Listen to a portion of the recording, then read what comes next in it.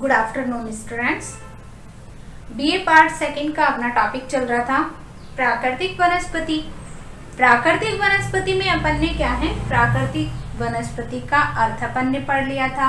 उसके अंदर कौन कौन सी वनस्पति पाई जाती है, कैसे वृक्ष पाए जाते हैं और कौन सा भौगोलिक क्षेत्र उसको प्रभावित करता है। उसके अंदर वृक्ष किसे कहते हैं, जंगल किसे कहते हैं, या वन किसे, जो तुम्हारा वनस्पति जात किसे कहते हैं, प्राकृतिक वनस्पति है वो किसे कहते हैं। तो ये सारी चीजें अपन ने पहले टॉपिक में पढ़ ली थी। आज अपना टॉपिक है वनस्पति को प्रभावित करने वाले कारक। वनस्पति को प्रभावित करने वाले कारकों में सबसे पहले अपन ने पढ़ा था उच्चावच। ठीक है, उच्चावच की अगर बात करते हैं तो भौगोलिक क्षेत्र में, ये कल मैंने थोड़ा सा समझा दिया था। उच्चावच की अगर बात करते हैं तो क्या है, जो आपकी जो प्राकृतिक वनस्पति है वो कहाँ पाई जाती है सबसे ज्यादा, कि जहां पे क्या होता है, मैदानी क्षेत्र तो कम पाया जाता है, मैदानी क्षेत्र कम, व जो पहाड़ी व ऊबड़ खाबड़ वाले क्षेत्रों में क्या है, वनस्पति का अधिक विकास होता है। क्यों होता है? क्योंकि जो आपका मैदानी क्षेत्र है वहां पे तो क्या है, लोगों का बसाव अधिक पाया जाता है, और जहां पे लोगों का बसाव होगा वहां पे क्या होता है, मानव के द्वारा जो वनस्पति होती है, प्राकृतिक वनस्पति होती है, उसको काट कर वहां पे क्या किया जाता है, या तो वहां पे कृषि कार्य किया जाने लग जाता है, या वहां पे क्या होता है, मानव अपना निवास स्थान है वो बना लेता है। उसके बाद अगर अपन बात करते हैं इसकी जो आपके वनस्पति को प्रभावित करने वाले कारकों में, भूमध्य रेखा से दूरी। ठीक है, दूसरा था भूमध्य रेखा से दूरी। भूमध्य रेखा से दूरी मैंने आपको पढ़ाई थी कि जैसे ही अपन ग्लोब के ऊपर देखते हैं तो 10 डिग्री उत्तरी अक्षांश और 10 डिग्री दक्षिणी अक्षांश के अंदर क्या होती है, आपकी भूमध्य रेखा का जो भूमध्य रेखा है वैसे तो होती है आपकी 0 डिग्री पे होती है, लेकिन जैसे जैसे अपन ऊपर की ओर जाते हैं 10 डिग्री और 10 डिग्री दक्षिण की ओर जाते हैं तो क्या है, इस क्षेत्र के अंदर क्या है, आपका तापमान और वर्षा दोनों क्या होते हैं, अधिक पाए जाते हैं। और अधिक पाए जाने की वजह से क्या होता है, इस क्षेत्र के अंदर जितनी भी वनस्पति होती है उसका विकास होता है वो अधिक पाया जाता है। क्योंकि वनस्पति के विकास के लिए किसका होना जरूरी होता है, आपकी वर्षा, और वर्षा के साथ में तापमान, दोनों ही फैक्टर हैं जो कारक होते हैं वो क्या है, वनस्पति को प्रभावित करते हैं। तो इस क्षेत्र के अंदर 10 डिग्री उत्तरी अक्षांश और 10 डिग्री दक्षिणी अक्षांश के अंदर आपकी जो वनस्पति होती है वो क्या होती है, अधिक पाई जाती है। जैसे कल मैंने उदाहरण दिया था आपको कि किलिमंजारो और केन्या, किलिमंजारो और केन्या का जो पार्ट है आपका, किलिमंजारो व केन्या, इनकी ऊंचाई की अगर बात करते हैं तो ये क्या है, 5000 मीटर ऊंचे होते हैं। तो जैसे जैसे ऊंचाई की ओर जाते हैं तापमान और क्या होता है, वर्षा, दोनों में क्या आ जाती है, कमी आ जाती है। किसमें, तापमान व वर्षा दोनों में क्या हो जाती है, कमी आती है। तो जैसे जैसे आपका, जैसे किलिमंजारो और केन्या का मैंने कल उदाहरण दिया था कि इनके जो ये ऊंचे स्थल भाग होते हैं 5000 मीटर तक इनकी ऊंचाई पाई जाती है, तो इन क्षेत्रों के अंदर तापमान और वर्षा क्या हो जाती है, कम हो जाती है। जैसे मैंने अभी उदाहरण दिया है कि भूमध्य रेखा से अगर अपन ऊंचे की ओर जाते हैं तो तापमान और वर्षा दोनों कम होते हैं, जिसके अंदर क्या होती है, वनस्पति है वो कम पाई जाती है। वैसे ही आपकी भूमध्य रेखा से दूरी, भूमध्य रेखा से जैसे जैसे अपन ऊपर की ओर जाते हैं तापमान और वर्षा क्या हो जाती है, कम हो जाती है, जिसके कारण वनस्पति है वो क्या होती है आपकी कम पाई जाती है। अगला तीसरा पॉइंट आता है आपका जलवायु। जलवायु के अंदर आपका चल रहा था तापमान, ठीक है।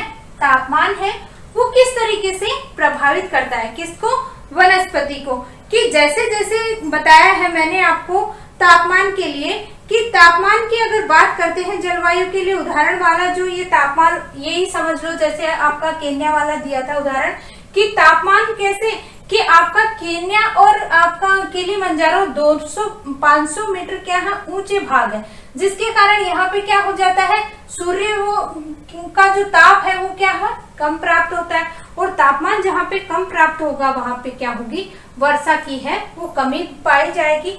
तो जिस क्षेत्र के अंदर क्या होगा, तापमान क्या होगा, अधिक होगा, वहीं पे क्या होगा, वनस्पति है वो अधिक पाई जाएगी, अधिक वनस्पति।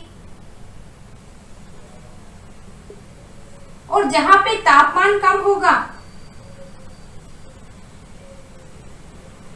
कम तापमान होगा, वहां पे वनस्पति है वो भी कम पाई जाएगी। क्यों, रीजन, क्योंकि देखो जहां पे तापमान होता अधिक होगा तो वायुदाब क्या होगा आपका, अधिक तापमान होगा, वायुदाब क्या होगा, कम। तो जो हवा होगी वो कहां से चलेगी, उच्च वायुदाब से निम्न वायुदाब की। वायुदाब क्या है आपका, कम है, तो यहाँ पे क्या होगी, अधिक वर्षा होगी। तापमान जहाँ पे होगा वहां पे बरसात है वो भी क्या होती है आपकी, अधिक होगी। तो जो वृक्ष होते हैं उनके विकास के लिए क्या होता है, तापमान वो अधिक लाभदायक माना जाता है। तो तापमान है वो भी क्या है, किसको प्रभावित करता है, वनस्पति को प्रभावित करता है। आगे अगर बात करते हैं अपन, दूसरा क्या है आपकी सूर्य का प्रकाश। सूर्य का प्रकाश कैसे, कि जहां पे क्या है सूर्य की किरणें सीधी होती हैं वहां पे, और दूसरा इसके अधिक तापमान है वो पड़ता है। यानी कि मैंने बताया आपको कि ये आपकी भूमध्य रेखा है, और यहाँ पे अगर सूर्य सीधा चमकता है, इस तरीके से सीधा चमकता है, और अगर अक्षांशों पे क्या है तिरछा चमकेगा, तो यहाँ पे तापमान क्या है, अधिक आ रहा है, ठीक है, अधिक तापमान आ रहा है। इसी के अंदर अगर दूसरे की अगर बात करते हैं, सूर्य का ताप कैसे प्रभावित करेगा,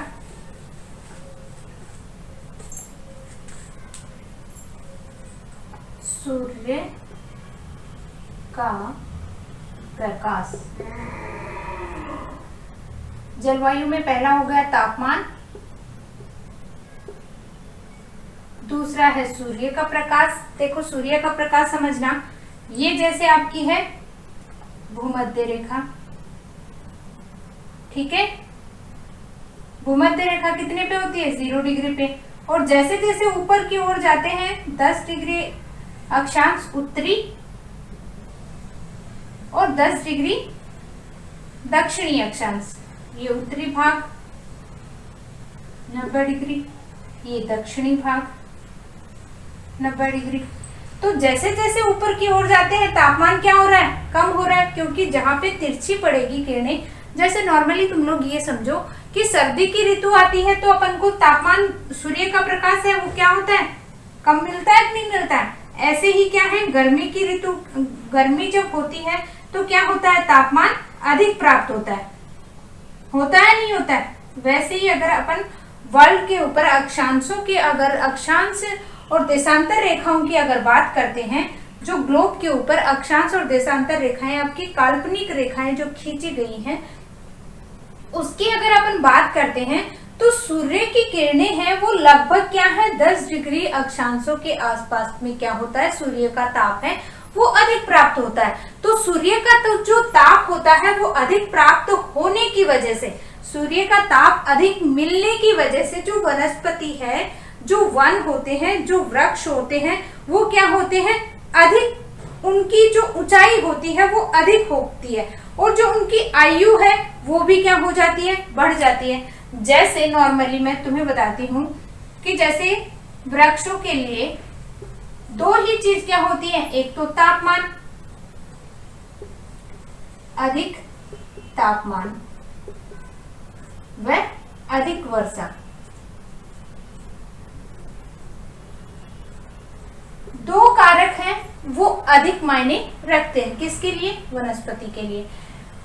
पहला जो है तापमान, जैसे मनुष्य को जीवित रहने के लिए आपके क्या है, किसकी जरूरत होती है? रोटी, कपड़ा और मकान। यानी कि सबसे पहले अगर बात की जाए तो मानव है वो क्या है, ऑक्सीजन के बिना जीवित रह सकता है क्या? CO2 के ऑक्सीजन के बिना जीवित रह सकता है? नहीं रह सकता। जल के बिना जीवित रह सकता है? नहीं रह सकता। तो ये दो ऐसी चीजें हैं, जैसे खाना नॉर्मली अगर अपन फास्ट करते हैं तो बिना पानी पिए भी अपन क्या है 5-7 घंटे निकाल सकते हैं, लेकिन क्या है ऑक्सीजन के बिना अपन 2 मिनट भी नहीं निकाल सकते। तो वो चीज है, ये अपनी आवश्यकता है, ठीक है। वैसे ही जो पेड़ पौधे होते हैं उनकी जो मेन आवश्यकता है वो क्या है आपका, एक तो क्या है प्रकाश। अगर प्रकाश उनको पेड़ पौधों को नहीं मिलेगा तो उनका विकास नहीं हो पाएगा। क्यों नहीं हो पाएगा? क्योंकि जो प्रकाश संश्लेषण की क्रिया के द्वारा जो अपना भोजन बनाते हैं सूर्य के प्रकाश से, तो वो नहीं हो पाएगा। दूसरा, उनके विकास के लिए किसकी जरूरत होती है? वर्षा की। तो ये जो कारक है, जहाँ पे तापमान अधिक होगा वहां पे क्या होगा, जैसे मान लो वर्षा और तापमान दोनों अगर किसको मिल रहे हैं? वनस्पति को, ठीक है, वनस्पति को मिल रहे हैं, तो क्या होगा, उसकी जो ऊंचाई होती है, ऊंचाई अधिक होगी वृक्षों की। दूसरी क्या होगी, उसकी मजबूती, कठोर होंगे, ठीक है। तो ये जो कारक है वो किससे? सूर्य के प्रकाश से ही ये क्या है पेड़ पौधों की विशेषताएं हैं वो बनती हैं, कि जैसे सूर्य का प्रकाश तेज मिलेगा, अधिक मिलेगा, तो पेड़ों की जो ऊंचाई है वो क्या होगी, बढ़ जाएगी। दूसरा, उनकी जो आयु है वो क्या हो जाएगी, अधिक हो जाएगी, वो अधिक कठोर हो जाएंगे। उनकी जो मतलब जो जीवित रहने की जो मतलब आयु है वो क्या हो जाएगी, बढ़ जाएगी। ऐसे ही क्या है, सूर्य की किरणें अगर प्राप्त होती हैं तो जो पेड़ पौधे होते हैं उनके अंदर क्या लगी रहती है, होड़ लगी रहती है, कि मतलब अधिक ऊंचाई पर जाते चले जाते हैं। रेडवुड जो वृक्ष है उसकी जो ऊंचाई है वो क्या हो जाती है, 300 से 400 फीट तक पाई जाती है। जो तुम्हारा वृक्ष है रेडवुड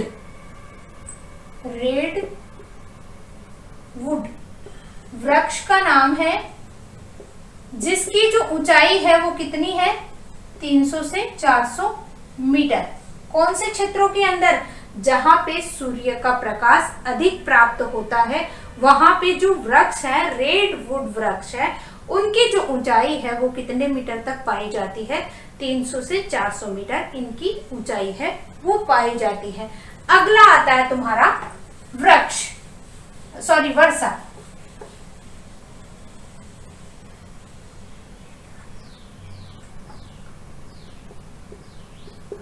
तापमान, सूर्य का प्रकाश। तीसरा है वर्षा। वर्षा है वो कैसे प्रभावित करती है? देखो, जहां पे वर्षा, मैंने अभी बताया कि भूमध्य रेखा के आसपास क्या होती है, तापमान और वर्षा दोनों क्या है, अधिक प्राप्त होते हैं। अधिक प्राप्त होने की वजह से वहां पे क्या है, वृक्ष है वो ज्यादा पाए जाते हैं। तो वर्षा कैसे प्रभावित करेगी? जिन क्षेत्रों में वर्षा अधिक होगी वहां वनस्पति भी अधिक प्राप्त होगी। मानते हो इस बात को कि जिन क्षेत्रों के अंदर अगर वनस्पति अधिक, जो वर्षा है वो अधिक होगी, तो वहां पे क्या होगा, जो वृक्ष है, वनस्पति है वो भी अधिक होगी। और जिन क्षेत्रों में वर्षा की कमी पाई जाएगी उन क्षेत्रों के अंदर क्या होगी, जिन क्षेत्रों में वर्षा की कमी होगी वहां वनस्पति भी क्या होगी, कम होगी। साधारण सी बात है, कम होगी।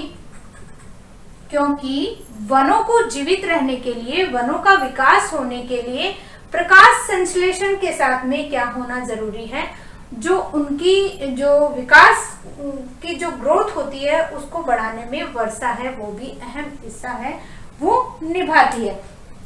तो क्या है, जैसे कि जिन क्षेत्रों के अंदर क्या है वर्षा की कमी पाई जाती है वो क्या, कौन से वृक्ष कहलाते हैं, मरुद्भिद, यानी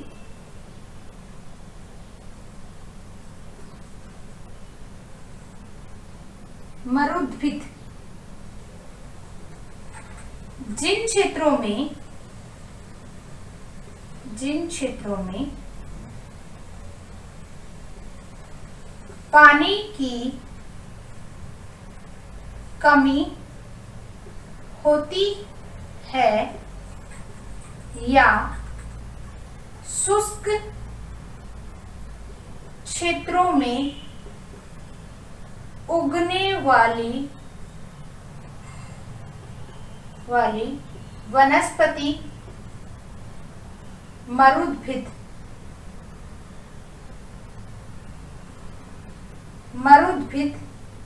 कहलाती है।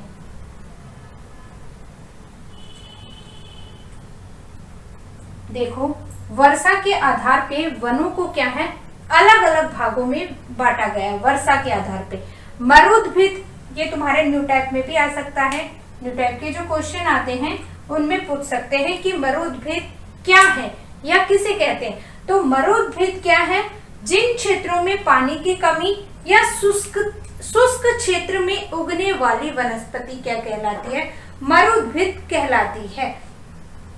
इस क्षेत्रों में वनों की जो विशेषता होती है उसके रूप में अगर माना जाए तो इन क्षेत्रों की जो जड़ें होती हैं, वृक्षों की जो जड़ें होती है वो क्या है 16 फीट गहरी चली जाती है। क्यों चली जाती है, क्योंकि पानी की कमी की वजह से ये जो वृक्ष होते हैं इनकी जो जड़ें होती हैं वो मृदा के अंदर क्या है अधिक गहराई तक चली जाती हैं। इनकी अगर और विशेषता की बात करते हैं इन वृक्षों की, तो क्या होती है, इनकी पत्तियां होती हैं,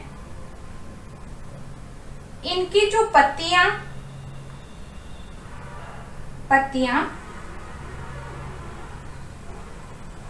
कम चौड़ी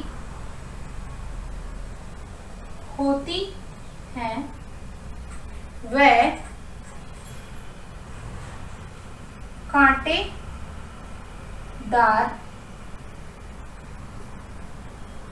होती है। अगर मरुद्भिद वर्षा के आधार पर वनों को क्या है अलग अलग क्षेत्रों में अलग अलग भागों में बांटा गया है। पहला है आपका मरुद्भिद ऐसे क्षेत्रों में उगते हैं जहां पे क्या है शुष्क क्षेत्र होते हैं या शुष्क क्षेत्रों में उगने वाली वनस्पति को क्या कहते हैं, मरुद्भिद कहा जाता है। और इनकी अगर वृक्षों की विशेषता की अगर बात करते हैं तो इनकी जो पत्तियां होती हैं वो तो क्या होती है कम चौड़ी होती है, छोटी छोटी होती है। साथ में क्या होता है इनकी जो मतलब वृक्ष के ऊपर क्या होते हैं कांटे लगे हुए होते हैं, वो क्या है अपन जान सकते हैं कि मरुद्भिद पादप है। उसी के साथ साथ क्या है मरुद्भिद पादप के साथ में अलग विशेषता रखने वाले जो पादप होते हैं वो होते हैं आर्द्रभिद।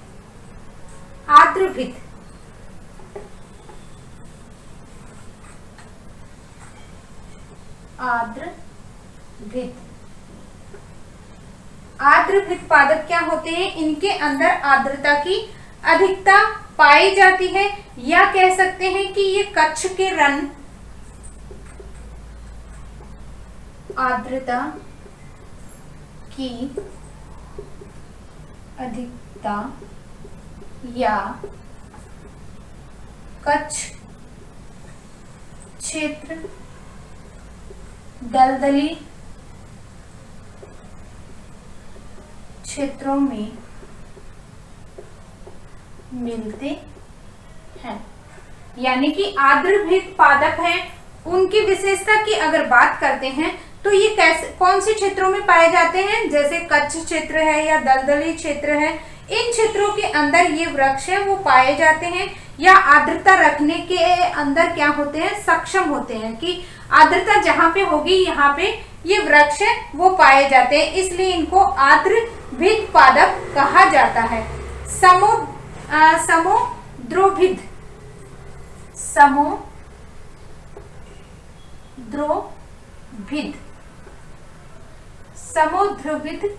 पादप, इनके अंदर क्या होती है, आर्द्रता और शुष्कता दोनों ग्रहण करने की क्षमता पाई जाती है, इसलिए इनको क्या कहा जाता है, समुद्रोभिद पादप कहा जाता है। यानी कि आर्द्रता व शुष्कता दोनों में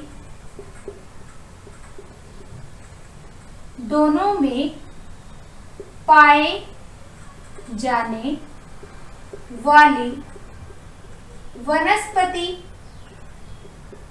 क्या कहलाती है, समुद्रोभिद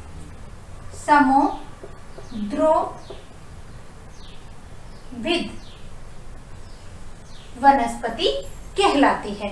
यानी कि ये जो वनस्पति है, इस क्षेत्र में जितने भी वृक्ष पाए जाते हैं, उन वृक्षों की विशेषता के रूप में अगर बात करते हैं तो ये वृक्ष क्या है, आर्द्रता को भी ग्रहण करते हैं, आर्द्रता वाले क्षेत्रों में भी क्या है, अपने आप को सुरक्षित रखते हैं, और शुष्कता वाले क्षेत्रों के अंदर भी क्या है, अपने आप को क्या है, सुरक्षित रहते हैं, उग सकते हैं। उन्हें कहा जाता है आर्द्र समुद्रोभिद पादप कहा जाता है। इसी के साथ अगर बात करते हैं तो क्या होता है, जलोद्भिद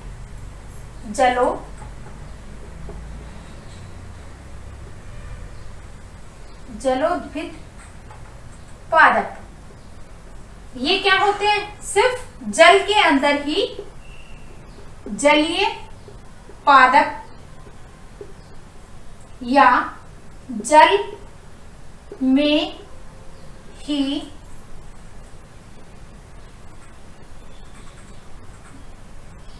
जीवित रहते हैं। क्योंकि इनके नाम से पता चल रहा है जलोद्भिद, जलोद्भिद का मतलब होता है जलीय पादप, या क्या है, जल के अंदर ही ये क्या है, अपने आप को सुरक्षित रख पाते हैं, स्थलीय भाग के ऊपर ये क्या हो जाते हैं, नष्ट हो जाते हैं। इसी के साथ क्या है, पर्णपाती वन, वे वन जो क्या होता है, जल की कमी होने पर क्या है, अपनी पत्तियों को गिरा देते हैं। दूसरा क्या है आपका, पर्णपाती वन, इसे इसके लिए कहा जाता है कि इन क्षेत्रों में क्या होता है, जल की कमी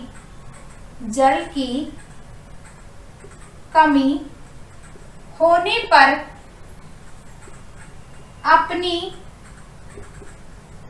पत्तियों को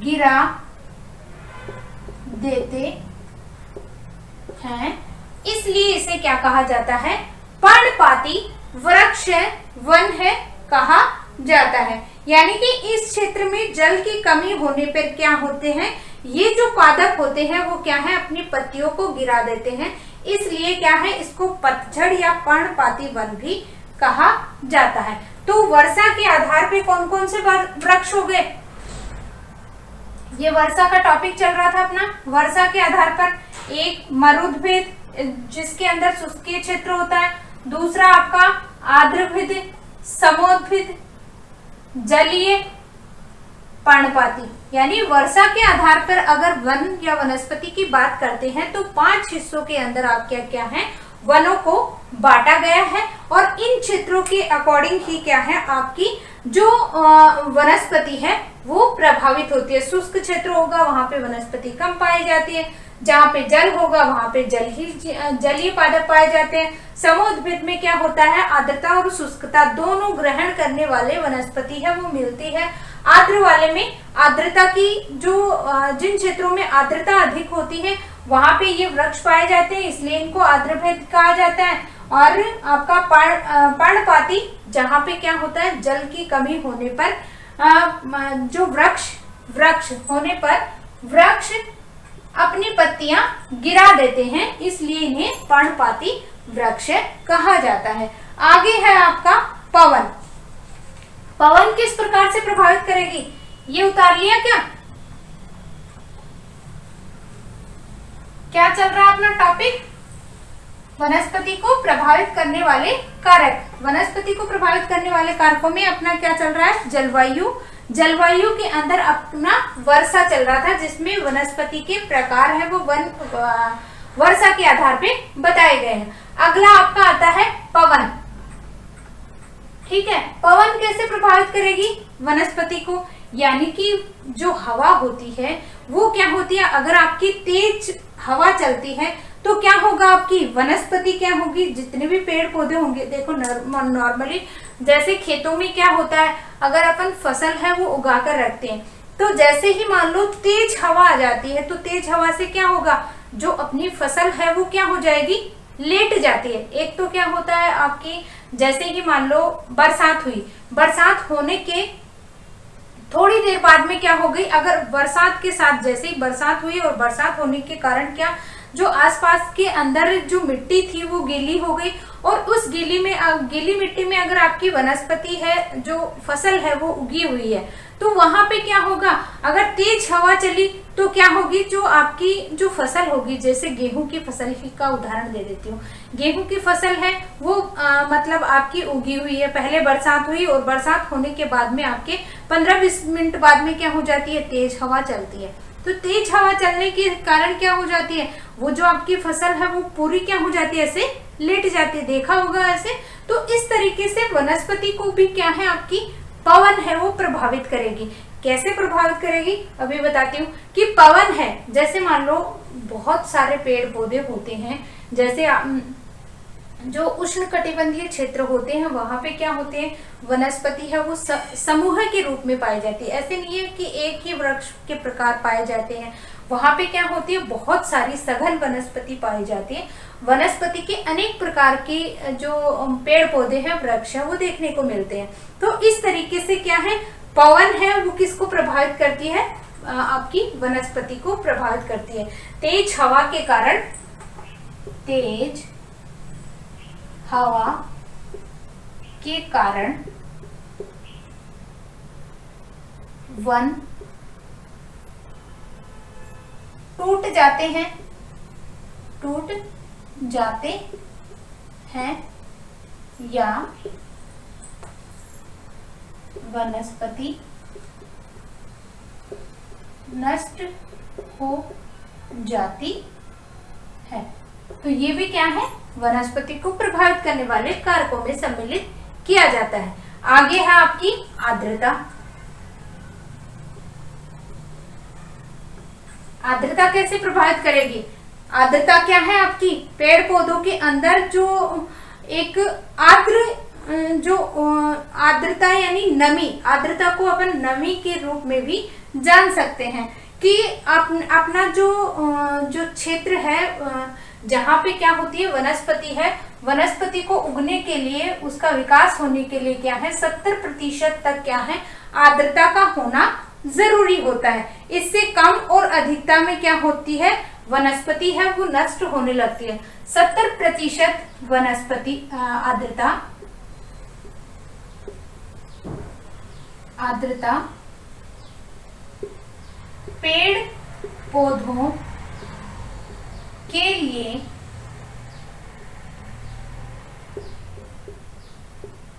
आवश्यक है। इससे ज्यादा व कम आर्द्रता में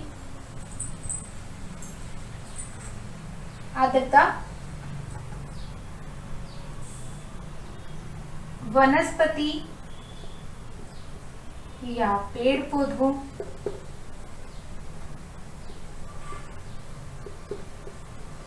को प्रभावित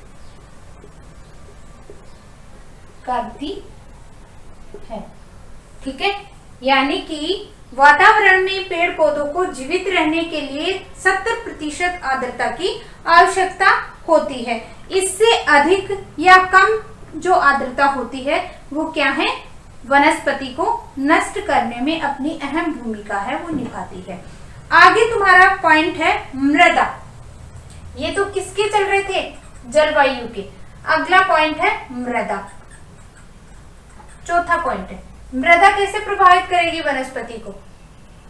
जहां पे देखो मृदा है, वनस्पति के अंदर आपके पेड़ पौधे भी आते हैं, कृषि कार्य भी किया जाता है, मानव भी निवास करता है। तो ऐसा क्षेत्र जहां पे क्या होता है, मृदा है वो अच्छी पाई जाती है। अब अच्छी मृदा क्या होती है, जिसके अंदर देखो मृदा का निर्माण, सबसे पहले तो मृदा होती क्या है, मृदा है, मृदा का निर्माण है वो कैसे माना गया है कि चट्टानें होती हैं, जब क्या हो जाती है, टूट जाती हैं, और टूटने के कारण जब वो उनके अंदर से थोड़ा सा जो चूर्ण जो निकलता है, या जैसे ही नदियों के द्वारा जब पानी लाया जाता है और कंकड़ पत्थर उसमें सम्मिलित होते हैं, तो उनके घर्षण के कारण क्या होता है, जो बारीक बारीक जो चूना होता है, बारीक जो मतलब कण होते हैं, वो क्या होते हैं, मिट्टी को बनाने में लाभदायक माने गए हैं। पहला पॉइंट। दूसरा क्या होता है, उसमें ह्यूमस की मात्रा है, यानी कि जो पेड़ पौधों की जो पत्तियां होती हैं वो गल सड़ जाती हैं, और वो भी क्या है, मृदा का निर्माण करती हैं। तो मृदा का निर्माण क्या है, चट्टानों का जो चूर्ण होता है उनके द्वारा, और उसके अंदर उर्वरकता बढ़ाने के लिए क्या है, जो वनस्पति होती है वो क्या हो जाती है, सड़ गल जाती है।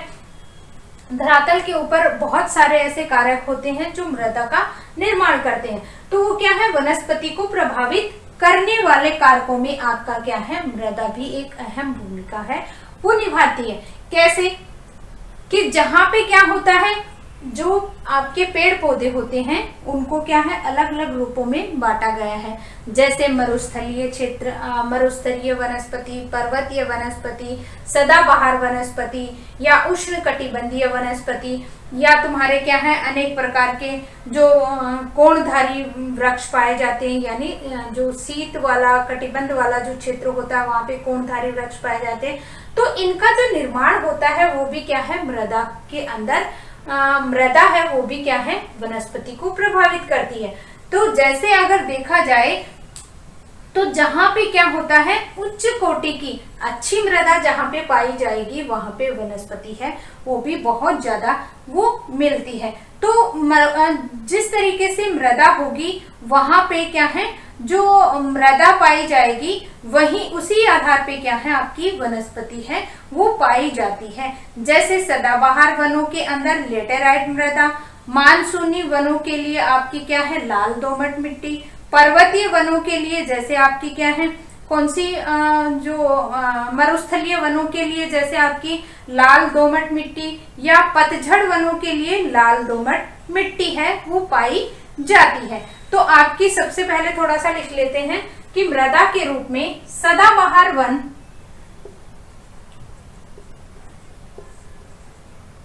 सदाबहार वन में लेटेराइट मृदा, मानसूनी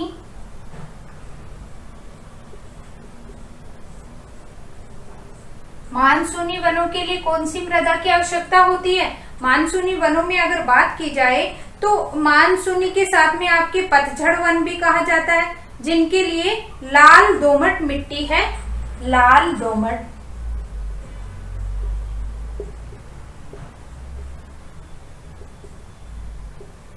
दोमट मिट्टी। उसी के साथ अगर बात करते हैं पर्वतीय क्षेत्रों की या तुम्हारी मरुस्थलीय वनों के लिए, तो मरुस्थलीय वन है वो भी आपकी लाल दोमट मिट्टी,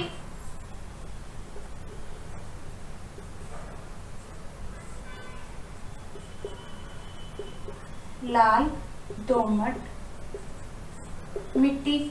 उसी के साथ अगर बात करते हैं आपकी दूसरे जो वन है कोणधारी वन और मानसूनी वन। कोणधारी वन में पोडजोल मिट्टी, कोणधारी वन में पोडजोल मिट्टी,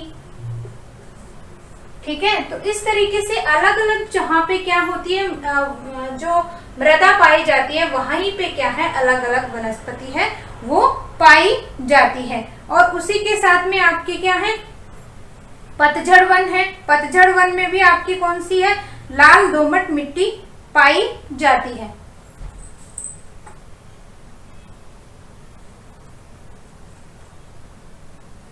लाल दोमट मिट्टी, यानी कि अगर वनस्पति को प्रभावित करने वाले कारकों की अगर बात करते हैं तो आपकी क्या है मिट्टी है वो भी क्या है अलग अलग प्रकार की पाई जाती है। कि अगर सबसे अच्छी मृदा की बात की जाए तो आपकी कौन सी मिट्टी मानी जाती है दोमट मिट्टी है वो मानी जाती है, कांप मिट्टी है वो मानी जाती है। किस लिए? क्योंकि जहां जिस क्षेत्र से नदियां निकलती हैं उनके किनारों के आसपास में या जहां से नदियां निकलती हैं वहां पे क्या होती है लाल दोमट मिट्टी है कांप मिट्टी है वो मिलती है।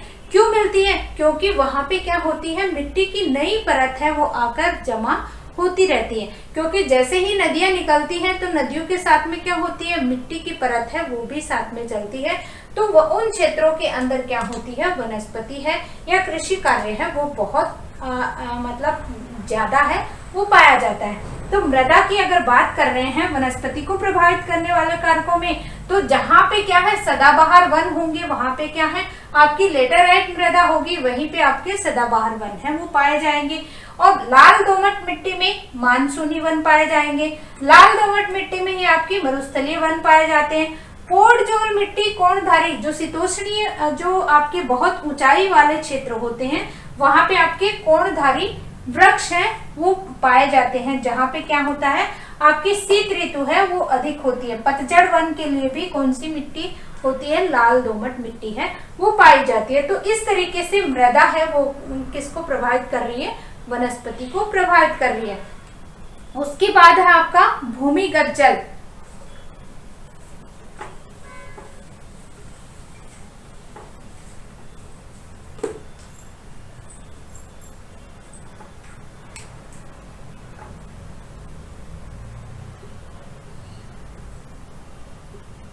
भूमिगत जल है वो कैसे प्रभावित करेगा वनस्पति को?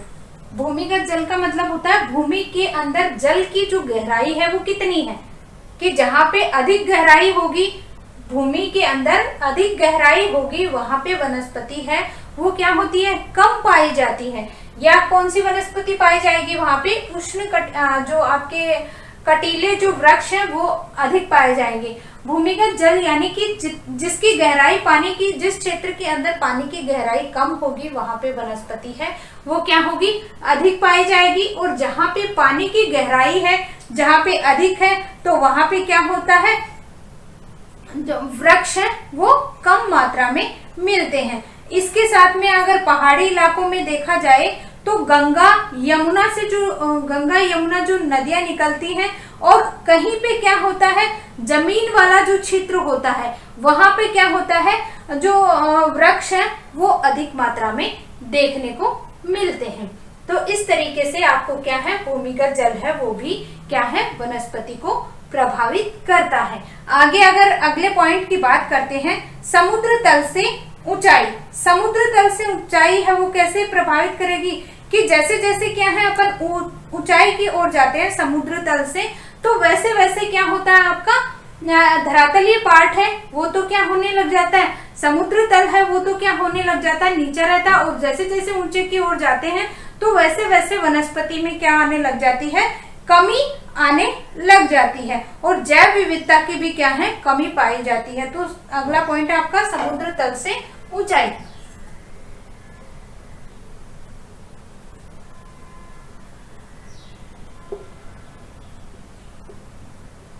समुद्र तल से ऊंचाई कैसे, यानी कि कोई भी समुद्री पार्ट है और समुद्र भाग से जैसे जैसे ऊपर की ओर जाते हैं तो वहां पे क्या हो जाता है वनस्पति के अंदर क्या होने लग जाती है कमी पाई जाती है। और जैसे जैसे क्या है कमी पाई जाने के साथ साथ तो वहां पे वृक्ष अगर कम होंगे तो वहां पे जैव विविधता भी क्या होगी आपकी कम पाई जाएगी। तो समुद्र तल के ऊपर ही आपकी क्या है जैव विविधता है जैव विविधता पाई जाएगी। कि जहां पे समुद्र तल से जैसे जैसे अपन ऊंचाई की ओर जाते हैं वहां पे क्या होने लग जाता है, वृक्षों में कमी आने लग जाती है, और उसी के साथ साथ क्या है, आपकी जैव विविधता चलती है। क्योंकि जैव विविधता की अगर बात करते हैं तो आपका प्राकृतिक जो वनस्पति है वहीं पे क्या है, आपकी जैव विविधता है वो अधिक देखने को मिलती है। इसी के साथ अगर अगला पॉइंट अगर बात करते हैं तो अगला है आपका मानव बसाव। मानव बसाव की अगर बात करते हैं तो मानव बसाव है वो वनस्पति को कैसे प्रभावित करता है। मानव बसाव में कैसे, कि जहां पे क्या है, मैंने आपको बताया कि समुद्री या समतल भाग जो होता है वो क्या होता है, वहां पे मानव अपनी आवश्यकताएं हैं उनको क्या है, अधिक प्रेफर करता है, कि वहां पे अधिक रहना पसंद करता है। तो मैदानी क्षेत्र के अंदर क्या है, मानव का बसाव अधिक पाया जाता है। तो जहां पे मानव का बसाव होगा वहां पे क्या है, वनस्पति है। मानव क्या है, काट कर अपने जो बसाव है, अपने मकान है वो अधिक बना लेता है। तो इन क्षेत्रों के अंदर क्या होता है, जहां पे मानव का बसाव होता है वहां पे क्या है, वनस्पति है वो क्या होती है, कम होती है। या कह सकते हैं कि ऐसा क्षेत्र है जहां पे क्या होने लगता है, पहले तो कृषि कार्य किया जाता था, मतलब वृक्ष थे, और वहां पे वो क्षेत्र क्या था आपका, बहुत ज्यादा उर्वरक था, या वहां पे क्या है, जो मृदा थी वो बहुत ज्यादा उर्वरक थी। तो वहां पे जो पेड़ पौधे हैं उनको तो काट दिया, और वहां पे क्या होने लग गया, मानव या तो क्या करने लग गया, कृषि कार्य करने लग गया। भूमि है वो उर्वरक मतलब ज्यादा क्या है, कृषि के योग्य थी, तो जिसके कारण क्या है, वहां पे क्या है, पेड़ पौधों को तो काट दिया, और वहां पे क्या करने लग गया, कृषि कार्य करने लग गया। तो इस तरीके से या क्या करने लग गया, अपने आसपास है वो घर बना लिए और वहीं पे कृषि कार्य करने लग गया। तो वहां पे वनस्पति है उसको क्या करने लग गया, धीरे धीरे नष्ट करने लग गया। इस तरीके से आपको वनस्पति को प्रभावित करने वाले कारकों के अंदर आपके कौन कौन से कारक हो गए, 7 कारक हो गए। 7 कारकों में पहला है उच्चावच, दूसरा है समुद्र तल से भूमध्य रेखा से दूरी, तीसरी है जलवायु, जलवायु के बाद में आती है आपकी मृदा, आपका जो मृदा के साथ में आपका भूमिगत जल स्तर, और समुद्र तल से ऊंचाई, और मानव बसाव। ये सारे किसको प्रभावित करते हैं, वनस्पति को प्रभावित करते हैं। अगला टॉपिक आएगा अपना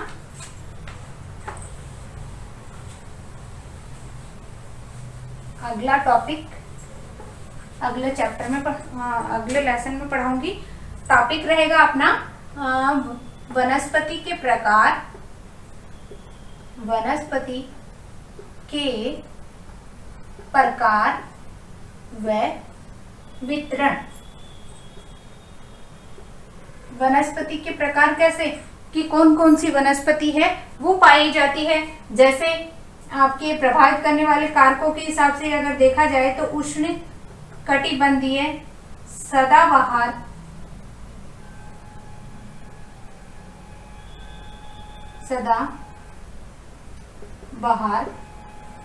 वन, दूसरा है पर्वतीय वन, मरुस्थलीय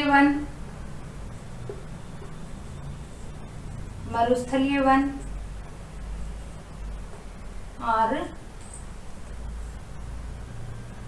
आपका कौन सा है, शीतोष्ण वन। तो इस तरीके से वनों के प्रकार है 8 भागों में बांटा गया। फिर इनका क्या है, वितरण पढ़ेंगे। वितरण के अंदर क्या आएगा कि ये जो सदाबहार वनस्पति है वो ग्लोब के ऊपर जो आपके महाद्वीप है, महासागर है, उनके अंदर कौन कौन से क्षेत्रों में इनका वितरण है या फैले हुए हैं, कितने प्रतिशत फैले हुए हैं। सदाबहार वनों की क्या विशेषता होती हैं, ये कैसे होते हैं, इनकी लंबाई चौड़ाई, इनकी जड़ें हैं कैसी होती है, इस क्षेत्र में बरसात कितनी होती है, तापमान कैसा पाया जाता है, ये सारी चीजें अगले टॉपिक में पढ़ेंगे। आज के लिए बस इतना ही। Thank you.